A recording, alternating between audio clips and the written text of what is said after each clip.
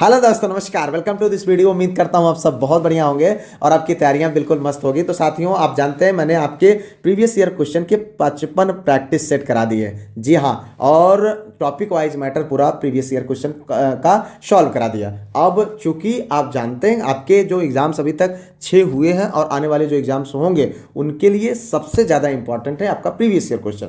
और आप सबकी भारी डिमांड थी कि मैराथन क्लासेस शुरू की जाए। अब मैराथन क्लासेस बहुत लंबी होती हैं, लेकिन हम इसको कहेंगे मिनी मैराथन। जी हाँ, हम लोग मिनी मैराथन सीरीज अब शुरू करेंगे, जिसके अंतर्गत जो भी आपको पढ़ाया गया रिवीजन होंगे। इंपॉर्टेंट क्वेश्चंस को हम लोग यहाँ पर देखेंगे, सॉल्व करेंगे और अपने एग्जाम के लिए हम अपना खुद का आकलन भी करेंगे। क्योंकि आप जानते हैं ये क्वेश्चंस आप लोगों के एग्जाम के दृष्टिकोण से बहुत ज़्यादा इंपॉर्टेंट है। और शाम को 7 बजे नियमित तौर पर ये वीडियो आप लोगों को मिलती रहेगी। और इसके अतिरिक्त बीच बीच में आपको जो उन इंपॉर्टेंट फैक्ट, इंपॉर्टेंट डाटा को दिया जाएगा जो अभी और आपके एग्जाम के दृष्टिकोण से इंपॉर्टेंट है, जो अभी तक आपको प्रोवाइड नहीं किया गया है। ठीक है, तो यहां पर इस सीरीज के माध्यम से आप प्रैक्टिस करेंगे। साथियों, इसमें आपको बिल्कुल एकदम एग्जाम जैसी फीलिंग देने का प्रयास किया गया है। उन सारे टॉपिक से संबंधित एकदम मिक्स्ड तरीके से प्रैक्टिस देने का प्रयास किया गया है। साथियों, आप जानते हैं इन क्वेश्चंस को डिस्कस करते वक्त जो मैं इंपॉर्टेंट डाटा, इंपॉर्टेंट फैक्ट होता है उनको भी डिस्कस करता हूं, जिनको अगर आप नहीं लिखेंगे तो भूल जाएगा और लिखेंगे तो आपका बहुत समय जाएगा। इसके लिए आप सबके कहने पर मैंने एक ग्रुप बनाया हुआ है। इस नंबर पर आप कांटेक्ट कर लीजिए। एक छोटी सी फीस रखी गई, इस फीस को पे करके आप इस ग्रुप में जुड़ सकते हैं। तो ये आपका मिनी मैराथन रिवीजन क्लास आज से हम लोग लेते हैं। आइए वीडियो को शुरू करते हैं। लेते हैं पहला क्वेश्चन। पहला क्वेश्चन है, भारत के कितने राज्य तट रेखा पर स्थित हैं? देखिए यहाँ पर 11, 12, 9 और 10। तो ये क्वेश्चंस ऑलरेडी आपको कराए जा चुके हैं। तो यहाँ पर अब आपको एक काम करना है कि जितने क्वेश्चंस आप जो है सही हो उनको आप जरूर लिखिए। ठीक है, हो सके तो हमारे साथ साथ में आप विकल्प जरूर आप चूज करिए कि हाँ इसका ये होगा, इसका ये होगा। तो जिससे आपको भी पता चलेगा कि आप कितना जो है आपकी तैयारी हो चुकी है। इसी के माध्यम से आपका रिवीजन होगा, आपकी प्रैक्टिस होगी, जिसकी आप लोगों को भारी डिमांड थी। ठीक है, तो यहाँ पर देखिए आपको बताना है, सही विकल्प है 9। जी हाँ, भारत के 9 राज्य तटरेखा पर स्थित हैं। भारत की स्थलीय सीमा की अगर हम बात करें तो यहाँ पर जो हमारी तटरेखाएं हैं, अगर हम बात करें गुजरात, आंध्र प्रदेश, तमिलनाडु, महाराष्ट्र, केरल, उड़ीसा,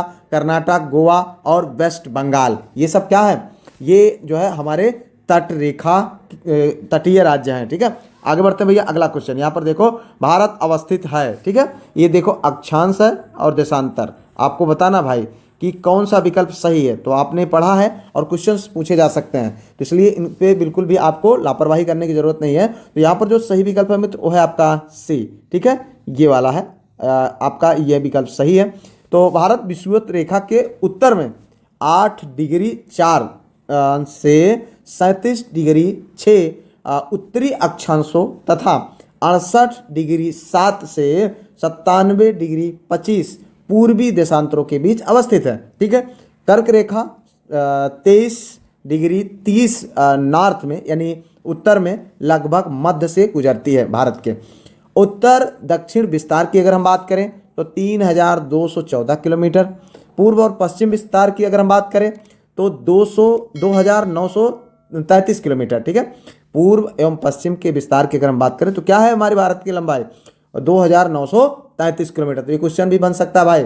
तो यहाँ पर अभी आपने देखा जो हमने क्वेश्चन सॉल्व कराए थे, 20 से ज़्यादा क्वेश्चंस आप लोगों को देखने को मिले हैं। तो इन क्वेश्चंस को आप रेगुलरली सॉल्व करते जाएं, प्रैक्टिस करते जाएं, जिससे आपकी तैयारी अच्छी हो जाए। देखिए यहाँ पर अगर हम बात करें क्षेत्रफल की, तो क्षेत्रफल हमारा है 32,87,263 वर्ग किलोमीटर, जो कि विश्व में भारत का 7वां स्थान है क्षेत्रफल की दृष्टिकोण से, लेकिन जनसंख्या में हम टॉप पे हैं। ठीक है, आगे बढ़ते हैं भैया। अगला क्वेश्चन यहाँ पर देखो, भारत में सबसे पहले निम्नलिखित में से किस राज्य में सूर्य दिखाई देता है? देखो मिजोरम, असम, अरुणाचल प्रदेश, नागालैंड।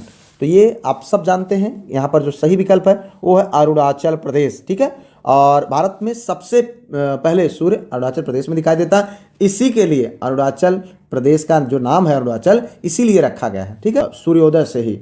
अब यहाँ पर देखिए इस राज्य की जो स्थापना हुई है वो 20 फरवरी 1987 को हुई है और इनकी राजधानी कहाँ है? ईटानगर है। ठीक है, आगे बढ़ते हैं भैया। अगला क्वेश्चन देखो यहाँ पर, इन निम्नलिखित खगोलीय पिंड में से किसमें हीलियम 3 जो कि ऊर्जा का एक संभावित स्रोत है प्रचुर मात्रा में पाया जाता है? बताना है आपको भैया। यहाँ पर पृथ्वी, शनि ग्रह, शुक्र और चंद्रमा।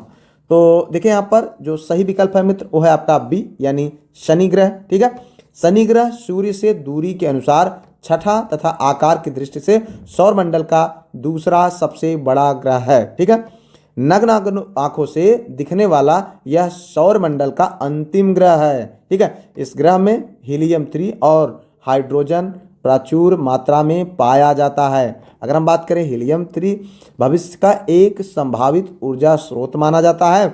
शनि की सबसे महत्वपूर्ण विशेषता यह है कि यह वलयों से घिरा होता है। ठीक है, शनि का सबसे बड़ा उपग्रह टाइटन है। आगे बढ़ते हैं भैया, अगला क्वेश्चन देखिए यहाँ पर, एक निश्चित आकृति में व्यवस्थित ताराओं का समूह क्या कहलाता है? आकाशगंगा, नक्षत्र, इंड्रोमेडा, सौर मंडल। देखो इन क्वेश्चन को आपको सॉल्व कराया गया है तो आपको बताना चाहिए कितने क्वेश्चन आपके सही हो रहे हैं, तो आप इनके उत्तर को बताएं। ये है सही विकल्प नक्षत्र। देखिए यहाँ पर एक निश्चित आकृति में व्यवस्थित ताराओं का एक समूह जो है नक्षत्र कहलाता है।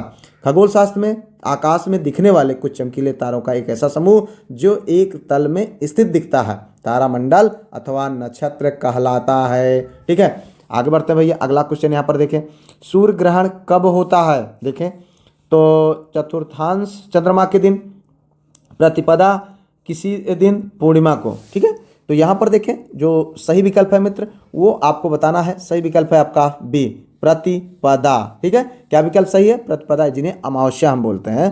तो सूर्य ग्रहण तब होता है जब चंद्रमा पृथ्वी और सूर्य के बीच में आ जाता है। ठीक है, मतलब सूर्य ग्रहण तब होता है जब चंद्रमा पृथ्वी और सूर्य के बीच आ जाता है। इस स्थिति में चंद्रमा की छाया पृथ्वी पर पड़ने लगती है और यह स्थिति सदैव हम अमावस्या यानी प्रतिपदा को ही होती है। अगर हम बात करें इसके विपरीत चंद्र ग्रहण तो सदैव पूर्णिमा के दिन होती है। ठीक है, चंद्र ग्रहण तभी होता है जब सूर्य और चंद्रमा के बीच पृथ्वी आ जाती है। तो इस तरीके से भैया आगे बढ़ते हैं, अगला क्वेश्चन देखें, नागरिकता संशोधन विधेयक 2019 को संसद ने किस तिथि को पारित किया? भाई देखना इस तरीके क्वेश्चन बन सकते हैं। तो 11 दिसंबर 2019, 10 दिसंबर 2019, 9 दिसंबर 2019, 8 दिसंबर 2019। तो सही विकल्प है मित्र आपका यहाँ पर पहला। ठीक है, पहला विकल्प यानी 11 दिसंबर 2019 को, ये आपका सही विकल्प है। तो नागरिकता संशोधन विधेयक 2019 को लोकसभा द्वारा 9 दिसंबर 2019 को तथा राज्यसभा द्वारा 11 दिसंबर 2019 को पारित हुआ। राष्ट्रपति ने 16 दिसंबर 2019 को इस पर अपनी स्वीकृति प्रदान की। इस अधिनियम के प्रावधान 10 जनवरी 2020 से लागू हैं। ठीक है, इनके अनुसार 31 दिसंबर 2014 या उससे पहले अफगानिस्तान, बांग्लादेश और पाकिस्तान से भारत आए हुए जो 6 समुदाय चाहे हिंदू, सिख, बौद्ध, जैन, पारसी, ईसाई को भारत की नागरिकता प्रदान करने का प्रावधान किया गया है। ठीक है, तो आगे बढ़ते हैं भैया, अगला क्वेश्चन देखो यहाँ पर, निम्नलिखित में से किस याचिका का प्रावधान भारत के संविधान में नहीं किया गया? प्रतिषेध, परमादेश, अधिकार परीक्षा, निषेधाज्ञा। देखो भाई सही विकल्प है आपका डी, क्या है? निषेधाज्ञा, इंजेक्शन। देखिए यहाँ पर याचिका यानी निषेधाज्ञा याचिका का प्रावधान भारत के संविधान में नहीं है। यहाँ पर क्या पूछा जा रहा है? निम्नलिखित में से किस याचिका का प्रावधान भारत के संविधान में नहीं है? तो कौन है? निषेधाज्ञा। हम लोग बहुत बार देखें और देखिए इनसे संबंधित क्वेश्चन आप लोगों को ऑलरेडी देखने को मिल चुका है, तो कोई जरूरी नहीं इस टाइप के क्वेश्चन फिर बन जाएंगे। तो यहाँ पर देखें अगर हम बात करें तो निषेधाज्ञा जो है याचिका का प्रावधान भारत के संविधान में नहीं है। संवैधानिक उपचारों का उल्लेख अनुच्छेद 32 से 35 के अंतर्गत किया गया है। संविधान का भाग 3 मूल अधिकारों और उनके संरक्षण से संबंधित है।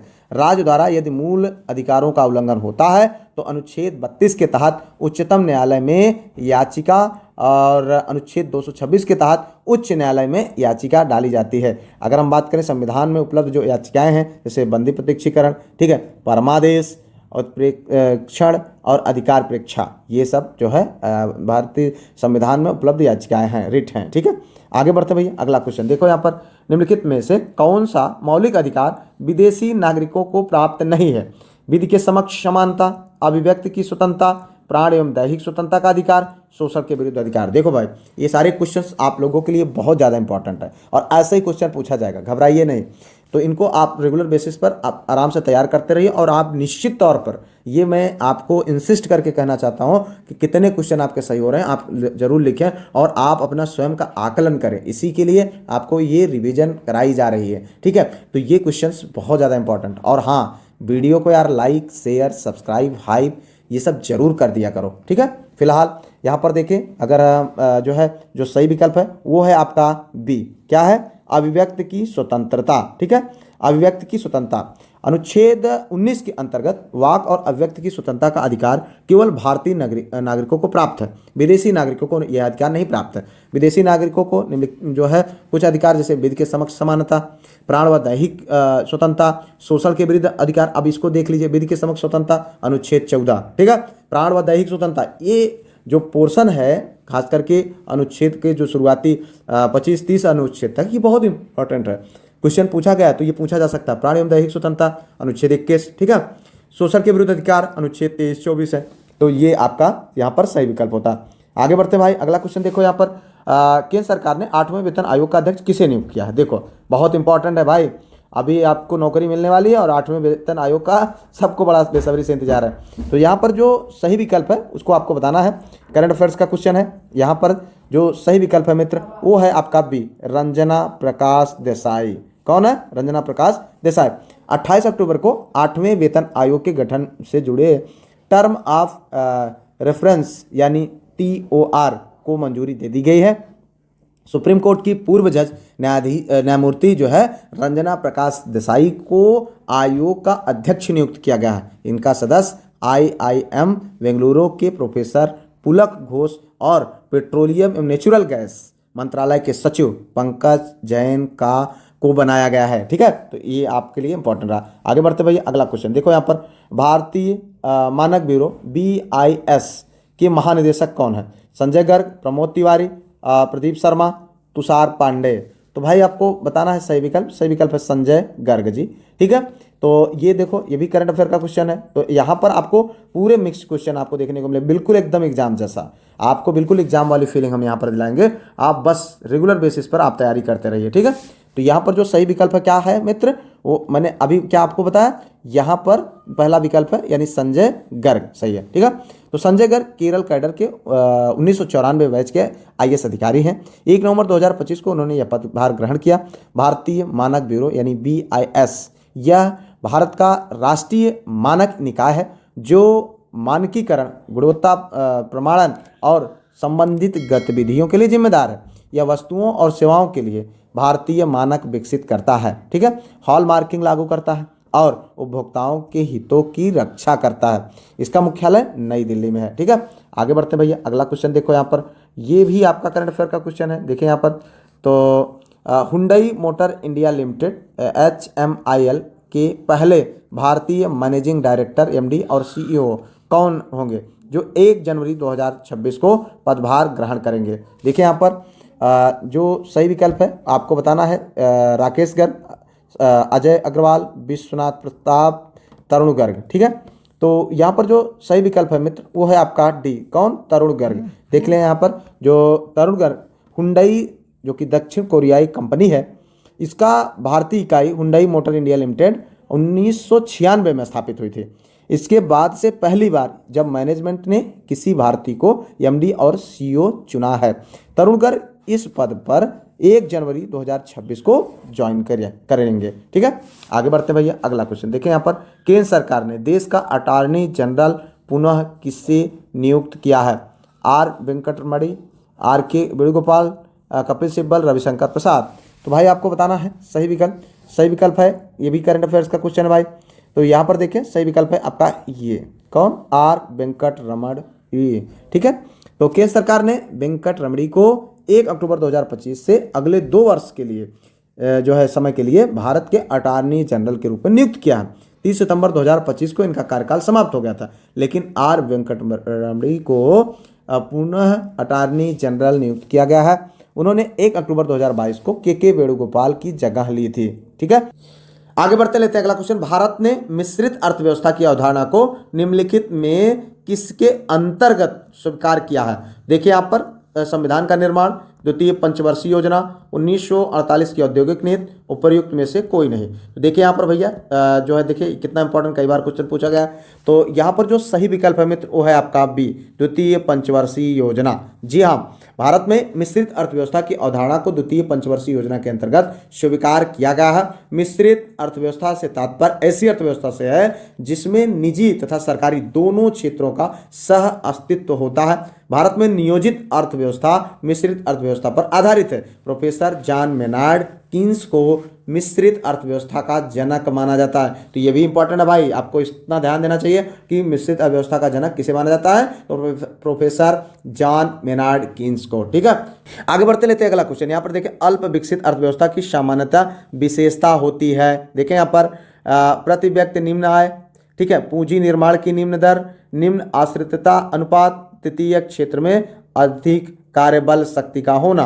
तो 1 2 2 3 3 4 1 4। तो भाई बताना है सही विकल्प। सही विकल्प है आपका पहला वाला, यानी 1 और 2, यानी ए और ये। ठीक है, प्रति व्यक्ति निम्न आय, पूंजी निर्माण की निम्न दर। ध्यान समझिएगा मित्र, अल्प विकसित अर्थव्यवस्था शब्द ऐसे राष्ट्रों के लिए प्रयोग किया जाता है जहां के लोगों का रहन सहन का स्तर काफी नीचा होता है, क्योंकि वहां पर उत्पादकता का स्तर कम एवं जनसंख्या का स्तर अधिक होने से प्रति व्यक्ति आय का स्तर निम्न पाया जाता है। ठीक है, अल्प विकसित अर्थव्यवस्था की विशेषताओं की अगर हम बात करें तो निम्न जीवन स्तर, निम्न प्रति व्यक्ति आय, जनसंख्या वृद्धि की ऊंची दर, बेरोजगारी, पूंजी निर्माण की निम्न दर पर संपत्तियों का दोषपूर्ण वितरण होता है। ठीक है, अर्थव्यवस्था में कृषि क्षेत्र का आधिपत्य होता है। कुल अल्प विकसित अर्थव्यवस्थाओं में अपनी गरीबी कम करने, आय के स्तर को बढ़ाने का सामर्थ्य पाया जाता है, इसलिए उन्हें विकासशील अर्थव्यवस्थाएं भी कहते हैं। ठीक है, से आगे बढ़ते हैं भैया। अगला क्वेश्चन यहाँ पर देखो, विकास का मॉडल किसके हितों की सुरक्षा करता है। देखो यहाँ पर यह है विकास का मॉडल किसके हितों की सुरक्षा करता है। देखो, व्यक्ति और राज्य दोनों, उपर्युक्त में से किसी की नहीं। तो देखो भैया सही विकल्प आपका क्या है, सही विकल्प है आपका सी, व्यक्ति और राज्य दोनों। ठीक है, विकास का भारतीय मॉडल व्यक्ति और राज्य दोनों के हितों की सुरक्षा करता है। इस कथन की पुष्टि इस तथ्य से होती है कि भारत में अर्थव्यवस्था के विकास के लिए मिश्रित अर्थव्यवस्था का स्वरूप अपनाया गया है। ठीक है, आगे बढ़ते हैं भैया। अगला क्वेश्चन देखो, विज्ञान की वह शाखा जिसमें आनुवंशिक यानी जेनेटिक अभियांत्रिकी के द्वारा मानव प्रजाति में सुधार लाया जाता है वो जानी जाती है यूथेनिक्स के नाम से, यूजेनिक्स के नाम से, एंथोलॉजी के नाम से, यूफेनिक्स के नाम से। तो भैया बताओ सही विकल्प। सही विकल्प है आपका बी, यूजेनिक्स के नाम से। ठीक है, विज्ञान की वह शाखा जिसमें आनुवंशिक यानी जेनेटिक अभियांत्रिकी के द्वारा मानव प्रजाति में सुधार लाया जाता है उसको यूजेनिक्स के नाम से जाना जाता है। ठीक है, इस शब्द का प्रयोग सर्वप्रथम अंग्रेज वैज्ञानिक फ्रांसिस गाल्टन ने सन 1893 में किया था। ठीक है, आगे बढ़ते हैं। अगला क्वेश्चन यहाँ पर देखिए, यहाँ पर निम्नलिखित में से कौन सा लौह धातु के क्षयकरण में आवश्यक है। तो केवल ऑक्सीजन तथा नमी, केवल हाइड्रोजन तथा नमी। देखिए यहाँ पर सही विकल्प है आपका बी।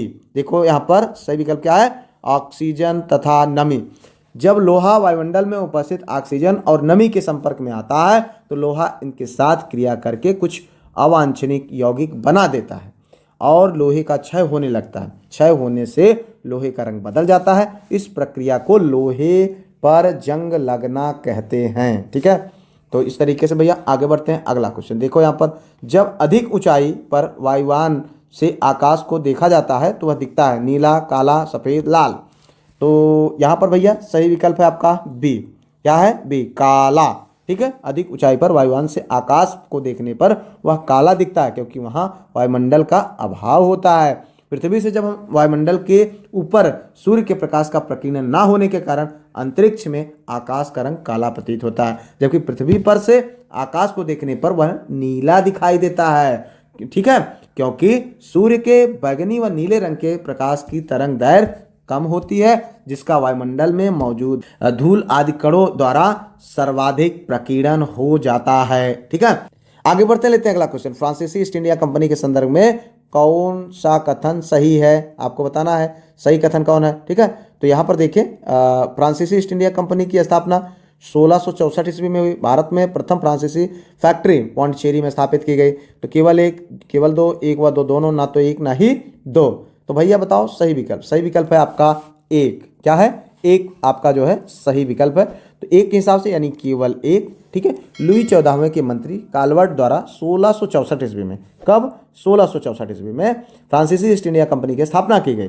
इसे कंपनी देश इन देश ओरिएंटलेस कहा गया। क्या कहा गया? कंपनी देश इन देश ओरिएंटलेस कहा गया। भारत में प्रथम फ्रांसीसी फैक्ट्री की अगर हम बात करें तो 1668 ईस्वी में सूरत में खोला गया। आगे बढ़ते लेते हैं अगला क्वेश्चन। यहाँ पर देखें, महारानी एलिजाबेथ ने ईस्ट इंडिया कंपनी को पूर्व में व्यापार करने हेतु राजकीय अध्यादेश कब जारी किया था? तो देखिए भैया यहाँ पर जो विकल्प दिए गए हैं, 31 दिसंबर 1609, 31 दिसंबर 1606, 31 दिसंबर 1600 और 31 दिसंबर 1601। तो आपको बताना भैया सही विकल्प। सही विकल्प इसका है भैया सी, यहाँ पर दिसंबर 31 दिसंबर 1600। ठीक है। महारानी एलिजाबेथ ने 31 दिसंबर 1600 को राजकीय अध्यादेश जारी किया। कंपनी ने सबसे पहले व्यापार की शुरुआत मसाले वाले द्वीपों से की। ठीक है। 1608 ईस्वी में कंपनी का पहला व्यापारिक पोत सूरत पहुंचा। ठीक है। आगे बढ़ते हैं अगला क्वेश्चन। बंगाल में डचों ने कौन सा कारखाना स्थापित किया था? बंदेल, चिंसुरा, हुगली, श्रीरामपुर। तो भाई देखो यहाँ पर जो सही विकल्प है वो है आपका बी, चिंसुरा। ठीक है। चिंसुरा। डचों ने बंगाल में पहली फैक्ट्री पिपली जो कि 1627 ईस्वी में स्थापित किया था। ठीक है। बाद में बालासोर, फिर 1653 ईस्वी में, ठीक है, चिंसुरा में प्रमुख डच व्यापार केंद्र खोला। तो यहाँ पर बात हो रही बंगाल में डचों ने कौन सा कारखाना खोला था? तो चिंसुरा वाला। कब? 1563 ईस्वी में। ठीक है। तो यहाँ पर गुस्ताबुस नामक किले का निर्माण भी कराया। बंगाल से डच मुख्यतः सूती वस्त्र, शोरा, रेशम एवं अफीम का निर्यात करते थे। ठीक है। तो आगे बढ़ते भैया अगला क्वेश्चन देखो। यहाँ पर महमूद गजनवी का दरबारी इतिहासकार कौन था? हसन निजामी, उत्वी, फिरदौसी, चंद बरदाई। भाई बताना है आपको सही विकल्प। सही विकल्प है आपका बी। कौन? उत्वी। कौन है? उत्वी। देखो यहाँ पर महमूद गजनवी के दरबार में फिरदौसी, अलवर्नी, उत्वी आदि विद्वान थे।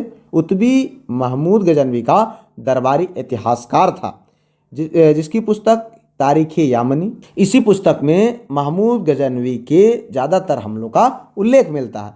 फिरदौसी ने महमूद गजनवी के आदेश पर शाहनामा लिखी। इसे फारसी का होमर कहा जाता है। अलवर्नी एक फारसी इतिहासकार था। ठीक है। तो आगे बढ़ते भैया अगला क्वेश्चन। इनमें से कौन गजनी राजवंश का संस्थापक था? तो अलप्तगीन, महमूद, सुगुप्तगीन, इस्माइल।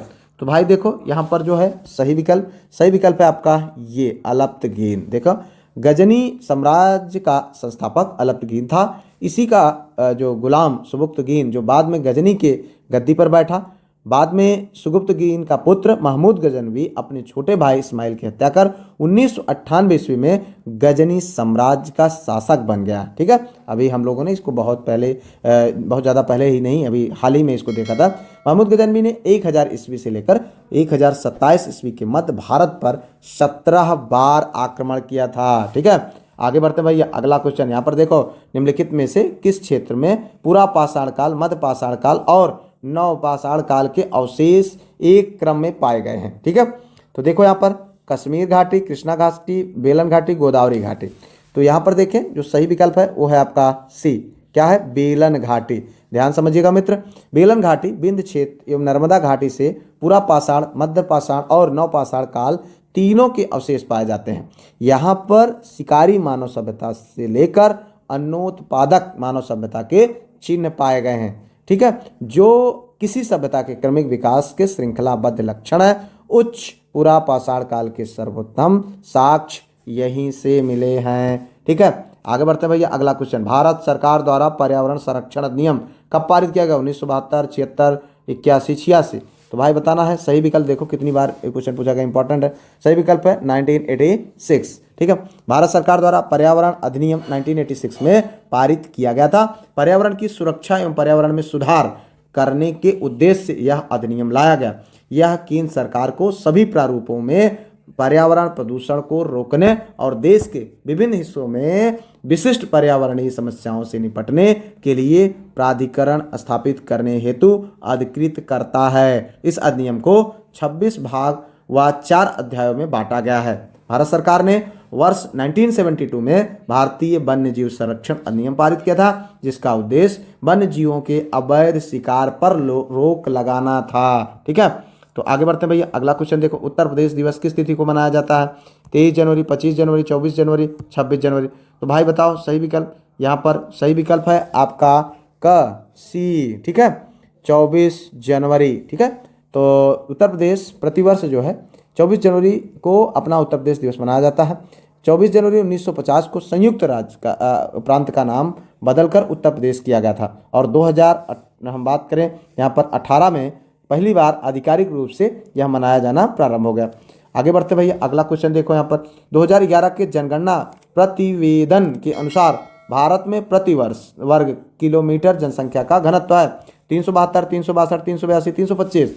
भाई बताओ सही विकल्प। सही विकल्प है आपका सी, 382।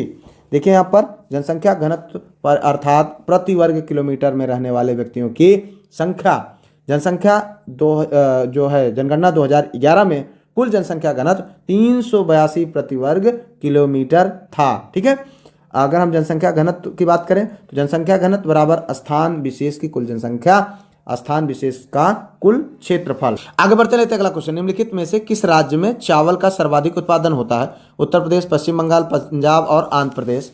तो भैया आपको बताना है सही विकल्प। सही विकल्प है आपका बी। ठीक है, यहाँ पर पश्चिम बंगाल। देखिए यहाँ पर पश्चिम बंगाल भारत में चावल का सबसे बड़ा उत्पादक राज्य है। उसके बाद उत्तर प्रदेश, पंजाब, बिहार और तेलंगाना राज्य आते हैं। चावल को खरीफ फसलों में सबसे महत्वपूर्ण फसल माना जाता है। चावल की कुल विश्व उत्पादन का लगभग 5वां हिस्सा भारत में उत्पादित होता है। यह दक्षिणी और पूर्वी भारत के राज्यों का मुख्य भोजन है। ठीक है, तो इस तरीके से आगे बढ़ते हैं यहाँ पर आज के अंतिम क्वेश्चन की ओर। देखिए यहाँ पर चंद्रयान-2 रोवर जो प्रज्ञान नामक एक विद्युत उत्पादन प्रणाली निम्नलिखित में से क्या है? 10 पहियों वाला रोबोटिक वाहन, 8 पहियों वाला रोबोटिक वाहन, 6 पहियों वाला रोबोटिक वाहन, 4 पहियों वाला रोबोटिक वाहन। तो आपको बताना भैया यहाँ पर सही विकल्प। सही विकल्प है आपका सी, 6 पहियों वाला रोबोटिक वाहन। मिशन चंद्रयान-2 के तहत चंद्रयान के साथ लैंडर विक्रम और रोवर प्रज्ञान भी भेजा गया था। प्रज्ञान रोवर एक 6 पहिए वाला रोबोटिक व्हीकल था जिसका वजन 27 किलोग्राम था। कितना? 27 किलोग्राम था। ठीक है, यह सौर ऊर्जा से चालित रोवर था जो कि 50 वाट इलेक्ट्रॉनिक पावर का उत्पादन कर सकता था। कौन? सौर ऊर्जा। हम सब जानते हैं कि चंद्रयान-2 को 22 जुलाई 2019 को लॉन्च किया गया था, हालांकि यह असफल हो गया। इस तरीके से आज की क्लास को हम लोगों ने कंप्लीट किया। तो यहाँ पर 30 क्वेश्चन के आपने प्रैक्टिस किया। उम्मीद करते हैं बहुत अच्छा कर रहे होंगे आप, और जितने क्वेश्चन आपके सही हो तो आप जरूर लिखिए। ठीक है, फिलहाल मिलते हैं किसी और वीडियो में किसी और टॉपिक। तब तक के लिए जय Hind, Vande Mataram, best of luck.